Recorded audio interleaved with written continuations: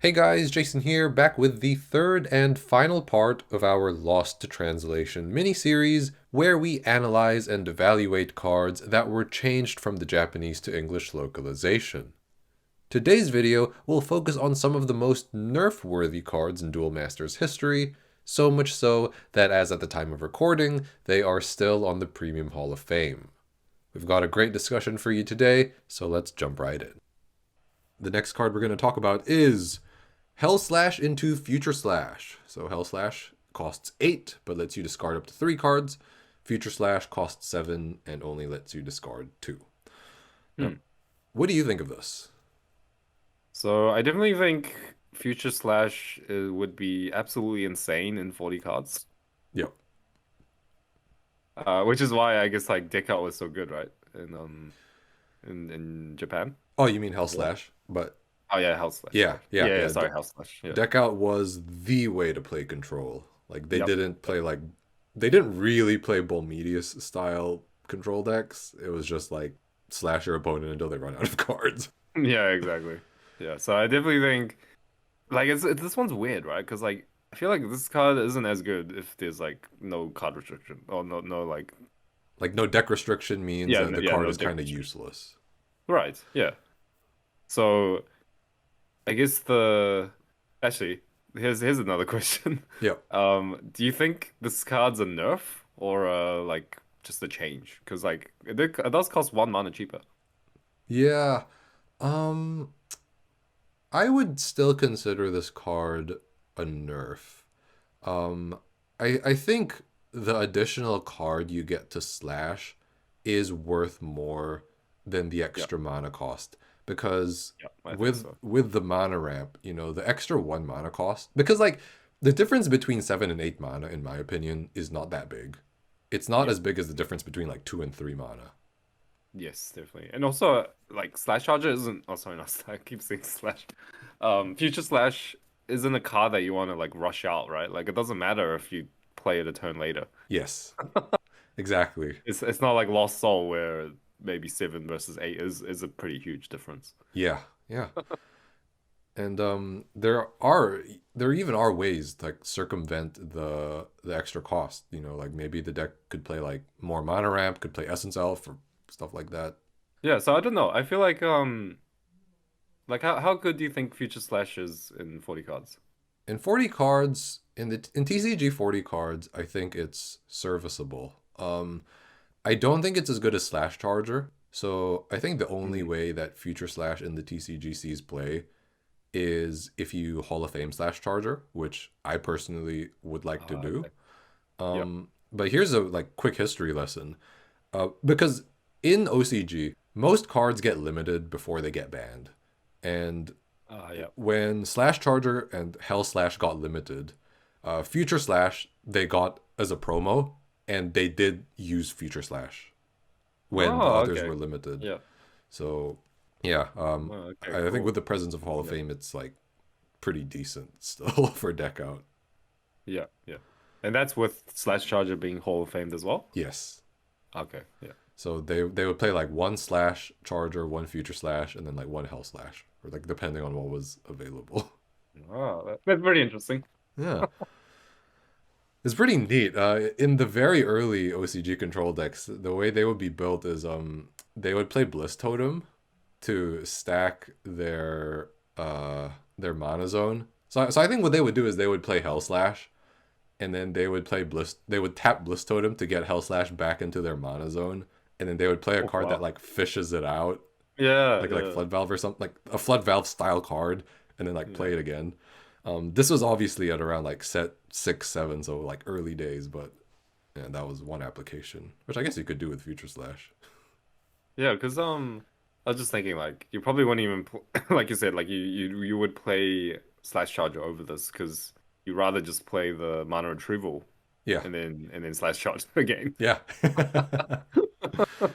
And then Slash Charger also accelerates your win condition by giving you more mana, so you can do more stuff. Yeah, exactly. Oh my gosh.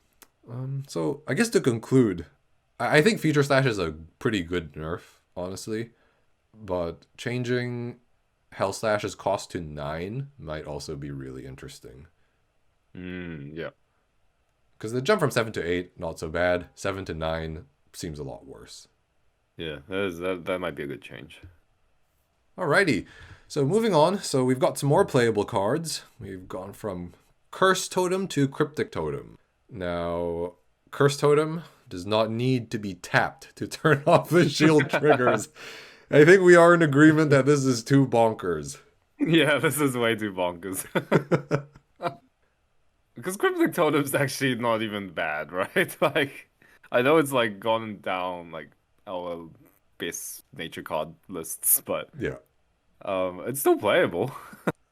Yeah, I think Cryptic Totem is in a very similar boat to Marinomancer, whereby the Yeah. card is playable.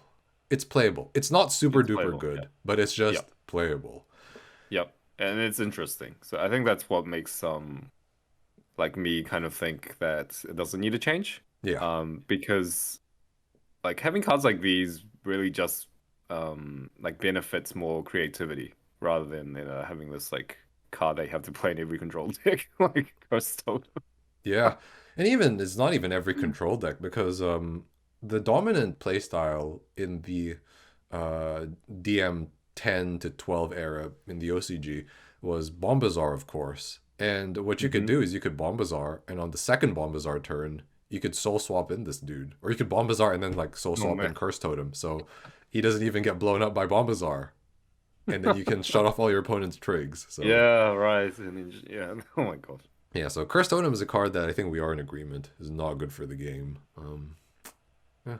Cryptic Yeah. Totem, I think it is, even though it's playable, it is on the weaker side of playable cards Yep. based on Yep. like I guess recent testing of ours.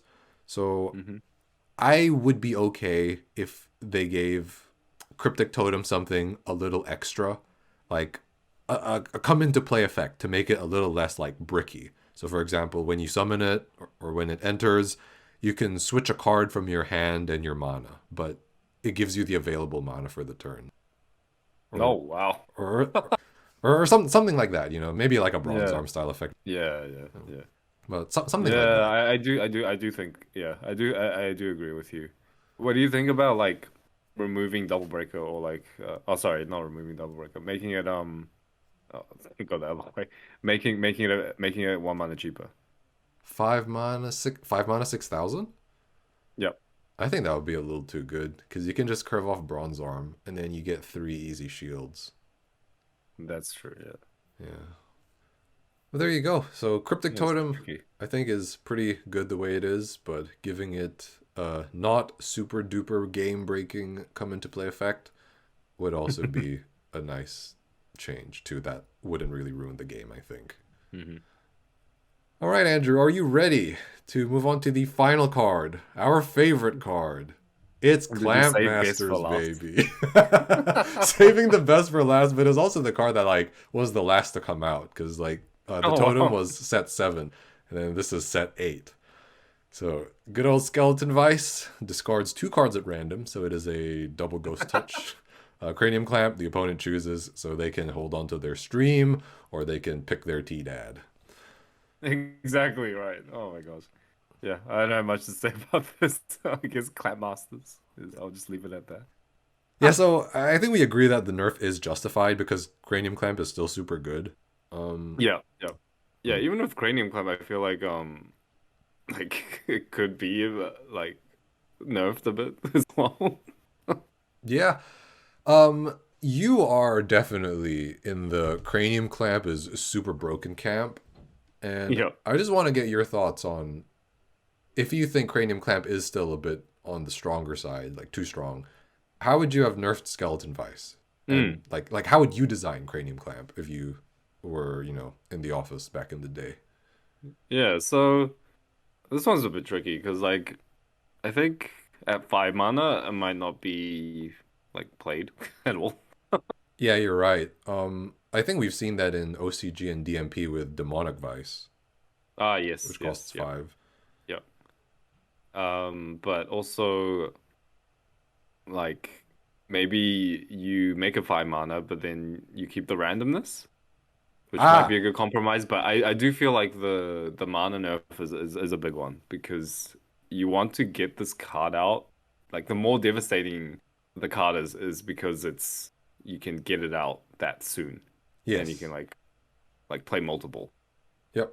But if it's like nerfed in mana, then I feel like there's not much point, especially since Lost Soul isn't too far off as well. Yeah, that's true, right? Like if it costs 5, Lost Soul is just around the corner. Yeah. Exactly. Yeah. I also had increase the cost to 5, and then it's random. But what about? Here's one thing. What if you keep Cranium Clamp as it is, like your opponent chooses and discards 2 cards from his hand, but you add a clause that you have to discard 1 card? Oh, wow. So if you are on 0 cards, you can also clamp your opponent to 0, and it still works. Kind of like Searing Wave with the shield break. But if you have more cards in your hand, you have to get rid of card to like get rid of cards from your opponent. So it's effectively like a 0 advantage card, but obviously it slows down the opponent by a lot. What do you think of that? Yeah, that is really interesting. I guess my initial reaction is it would still be not good enough. Okay. Because the card is still like the card that you give up is still quite a bit to give up. Yeah, that's true. Yeah, I guess 'cause, like the whole idea of spells is that the effect is temporary. You don't get the body, so you actually have to properly get card advantage off them, right? Yes, yeah. So I don't know. It's in a tricky spot, but also I do feel like Cranium Clamp might also be okay because it's definitely I do feel like it's leaning towards the stronger side of things, but also like I'm fine with it as it is. All right. Well, you've taken me by surprise because I am also fine with it, but I wasn't expecting you to be fine with it. Oh, really? Yeah, Okay. I was not expecting you to be fine with it. I think I guess in the TCG it's a bit trickier, but like when you have hand guards, sometimes it's hard to play this card. Yep. Because like if you play it and you hit one, then you just lose. Yeah. Well, that's kind of like how our season 1 ended up playing out, right? Yeah, exactly. So in that regard, like it might be balanced if because cards like T-Dad exist, but then also it does limit like what decks can be viable, which is the main like gripe I have this card with this card. Right. I think Cranium. Yeah. Oh no, you go. Sorry. You finish your thought. Oh, I was just gonna say, but like overall, I do feel like it's like okay, and like it still adds like a certain dimension to the game, so I'm okay with it. Yeah, I think Cranium Clamp is one of those cards where I'm like, yeah, I think it's fine. It's not one of those what were they thinking, Yeah. I think it does like play a role in the whole ecosystem of things. And to be honest, I think one thing that makes it okay as well is that the cards that work against Cranium Clamp, aka T-Dad, they also work against other things. Like T-Dad works against Lost Soul and like Locomotiver and Gallic. It's not a strict 1-to-1 counter. So it's like a blanket counter, which I think makes it extra okay. I think it's one of those cards that's really annoying to play against. Like it's miserable to play against if you get clamped to 0 on like 4 or 5, but it's just I think a necessary evil.